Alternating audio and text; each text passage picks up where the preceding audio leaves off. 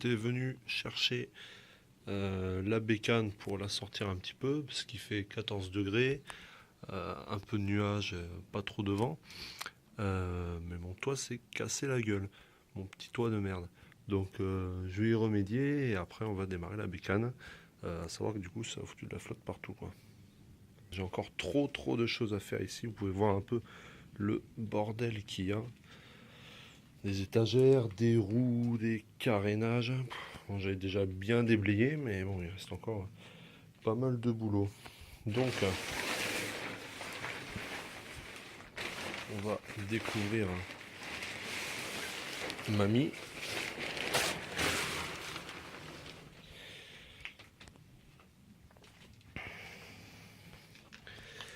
Je regarde si j'avais mis sur off. Voilà. Normalement, il me restait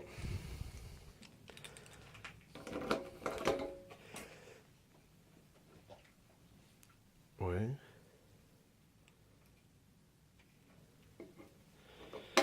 On va savoir qu'elle n'a pas tourné depuis quelques semaines et j'ai fait la bêtise de ne pas enlever la batterie. Je regarde si j'ai pas le bloc disque. Non.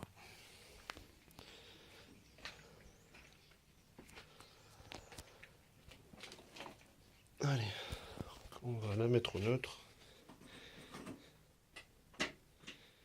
Voilà. Faire venir un peu d'essence.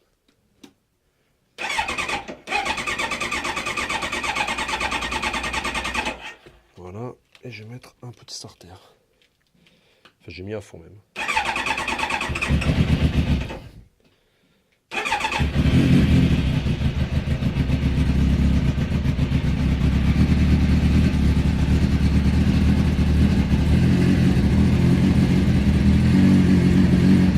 Et elle ne fume même pas.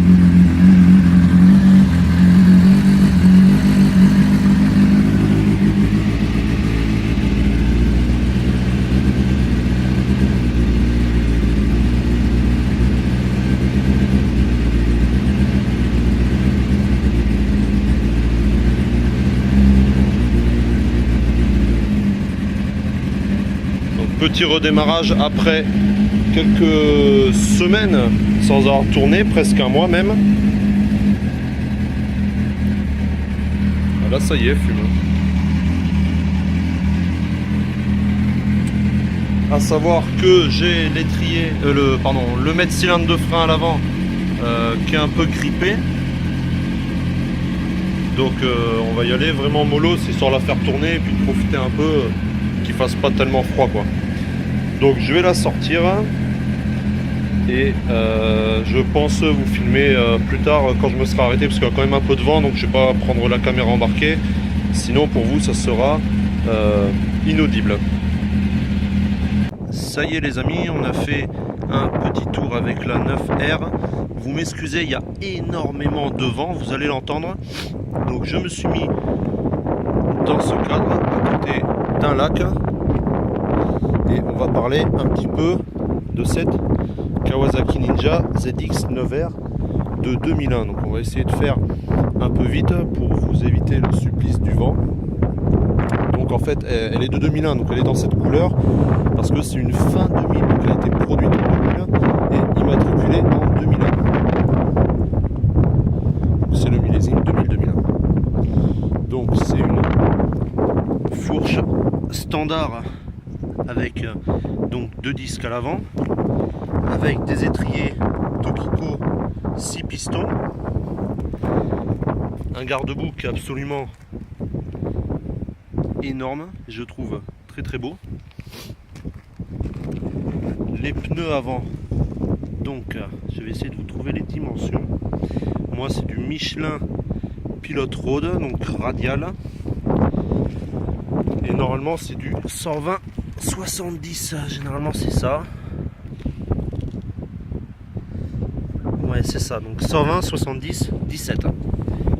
Ensuite donc à l'intérieur on trouve le 4 cylindres de presque 150 chevaux, pour pas dire de bêtises c'est 140 et des bananes. Au niveau de la tête de fourche, donc on a cette immense tête de fourche avec ses deux optiques plongeants surmontées des veilleuses, cette énorme entrée d'air qu'on appelle aussi dans le jargon la pelle, parce que vous voyez bien que ça a un profil de pelle à tarte, donc qui laisse rentrer un flux d'air pour aller gaver les carburateurs, donc c'est ce qu'on appelle le système Ramer. Donc en fait ça passe là-dedans, derrière les écoques de Ramer. Donc moi la mienne, et vous le voyez en configuration ligne haute, donc c'est un pot Remus Grand Prix carbone qui est à la chicane, pardon. Donc comme toutes les bécanes, ici on a le niveau d'huile, le remplissage de l'huile. Sur l'arrière on a un énorme pneu arrière, donc qui est aussi en Michelin Pilot Road, donc celui-là c'est le 2, donc toujours en pneu radial, donc étrier Tokiko simple piston pour le freinage. Moi j'ai rajouté des diabolos, pas principalement pour protéger, plus pour mettre ma béquille d'atelier.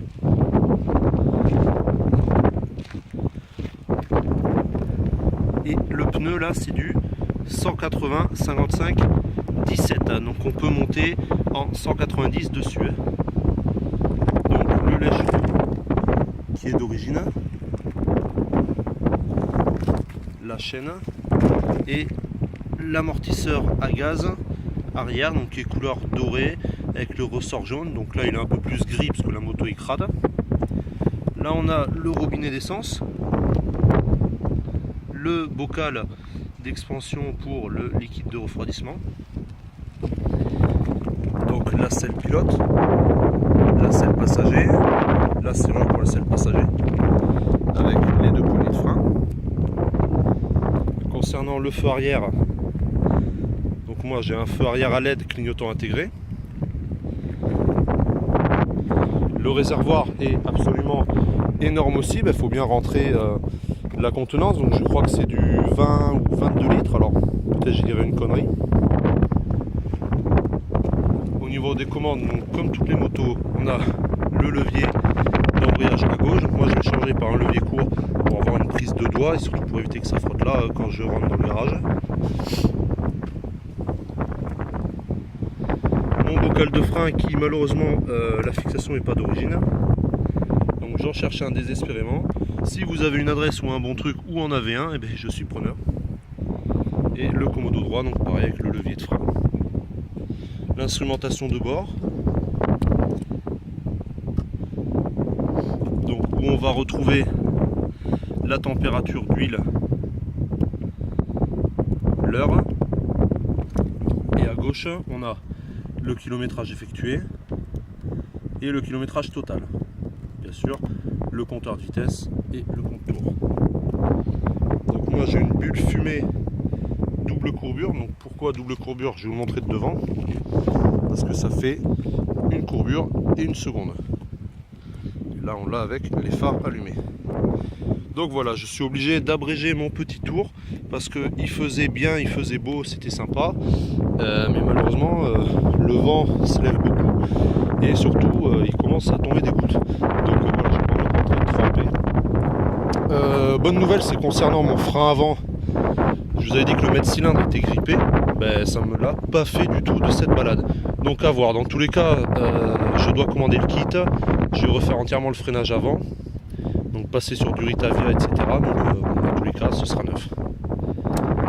Donc voilà pour cette vidéo, il n'y a plus qu'à rentrer à la maison, la remettre au garage, la rebâcher, et ce sera nickel. Donc je vous remercie tous d'avoir suivi cette vidéo, je vous invite à vous abonner, à partager, à liker si ça vous a plu. Merci. Et nous voilà de retour dans le garage.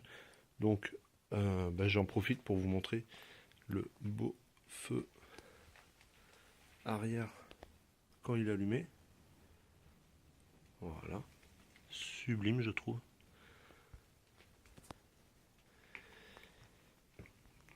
Et donc je disais, nous voilà de retour. Au total ça m'a fait faire presque 50 km aller-retour. Donc ça fait quand même une bonne petite balade.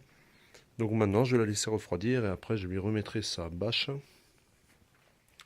Et elle sera prête pour dormir. Je vous fais le montage. Et après, c'est parti.